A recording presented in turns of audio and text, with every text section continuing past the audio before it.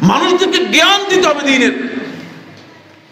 দিনের জ্ঞান ছাড়া কোনোভাবেই মানুষ যদি ইসলাম সম্পর্কে না জানে, মানুষ যদি ঈমান সম্পর্কে না জানে, আল্লাহ তাআলার ইবাদত সম্পর্কে না জানে, তাহলে সে ব্যক্তি ইবাদত করবে, তার ইবাদতের কোনো মর্যাদা হবে না, আন্দাজের উপর ইবাদত। এমনকি ফরজ সালাত পর্যন্ত অনেক লোকে জানে না। ইলম দিতে হবে আগে। ইলমের রাস্তা বাদ দিয়ে আপনি শুধুমাত্র তাকে বলতেছেন যে আসেন আমরা কাট্টিকোটা নিয়ে মসজিদে মসজিদে ঘুরি, কি লাভ হবে করলে? কিচ্ছু হবে না।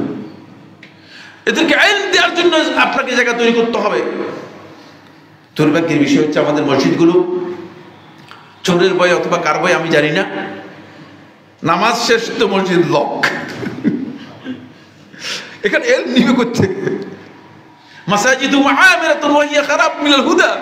হেদায়েতের নামগন্ধ মসজিদের মধ্যে নেই। আর হেদায়েত দিবে কোত্থেকে? মসজিদের ইমাম আর মুয়াজ্জিন এমন অবস্থাতে মানে চোখে লজ্জায় কষ্টে মানে নিজেকে নিজে এত হেয় মনে হচ্ছে যে মসজিদের মধ্যে বসে জেনা করতেছে। এগুলো খবরের মধ্যে আসে। কত নিম্নমানের অবস্থা আমাদের তৈরি হয়ে গিয়েছে। এরা আবার নিজেদেরকে আলেমও দাবি করতেছে।